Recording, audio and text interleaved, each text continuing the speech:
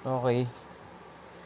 Alam ko maraming nakakaranas sa inyo nung FPS drop, lalo na pagka naka ultra o kaya super yung graphics nyo. Tapos pagka mga 5 minutes, minsan drop na agad FPS. Bago lang ako sa X3 GT. Galing talaga ako sa F3. Nagtry lang ako na X3 GT. Ito nga yung ano niya, meron siyang capping. Nakakita ako ng solusyon dyan via Telegram lang din. Ito share ko lang para mawala yung capping niya kahit naka ultra kayo sa mga laro. Kailangan nyo lang tong LADB na to. 2.1 version yung na-download ko. Pero meron sa Play Store nito updated. Try nyo na lang kung gagana sa inyo. Pag wala, i-upload ko na lang din. Open nyo lang tong LADB. Tapos tab nyo lang dito. Kailangan naka-tab lang siyang ganyan. Naka-open lang. Naka-float. Tapos punta kayo ng developer option. Detail and specs. Try click nyo lang tong MIUI version mga 6 times. Tapos para lumitaw yung developer option. Additional settings. Tapos yan, developer option. Sundan nyo na lang yung video. Punta lang kayo sa wireless debugging. Yan. Kailangan, dito nga pala sa wireless debugging, mas maganda kung nakakonect kayo sa chatter nyo na lang yung ibang cellphone. Kailangan connect, naka-open kasi yung wireless nito, yung wifi. Pwede din naman sa wifi nyo, pero mas maganda sana kung mas magkakaproblema kasi pag gumagamit ng maraming router. Ito mas maganda sa isang cellphone na lang para mabilis kumanek. Tapos click nyo lang tong pair with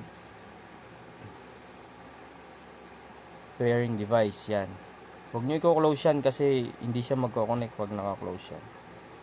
Try nyo lang click yung pairing code dito, yung 537430.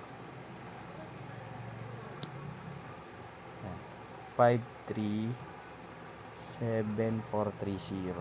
7430. Tapos yung port nya ayun sa dulo, yung 37197.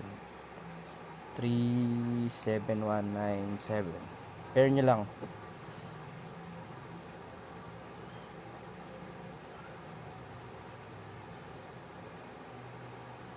Ay,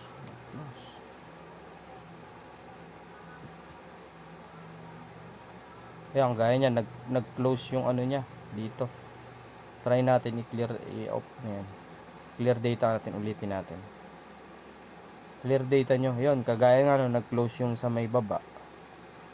Hindi na siya nag-off. Hindi talaga siya magko-connect. Kailangan talaga naka-float siya. Try ulit natin.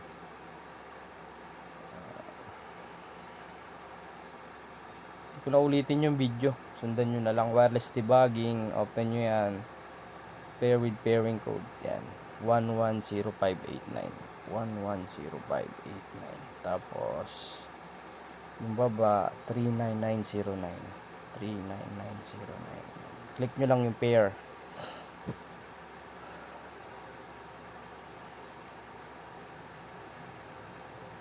Ayan, kailangan may magpop-up sa nakalagay sa taas na wireless debugging is connected. Yan. Ayan, okay lang yan. Kung nyo i-close yung LADB ganyan lang siya. Dapat nakatab pa rin siya. Tapos next proceed, type nyo lang to. PM disable last user com.miui power keeper.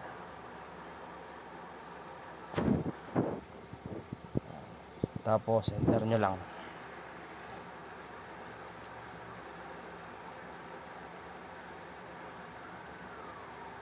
Tayin nyo lang.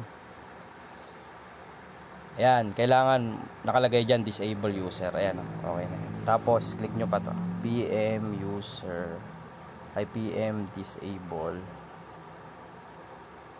com.miui.power keeper.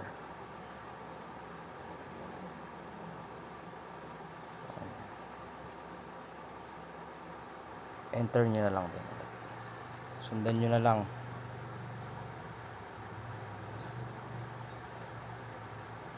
Tayin nyo lang siya. Ayan, kailangan okay na yan. Tapos okay na yan.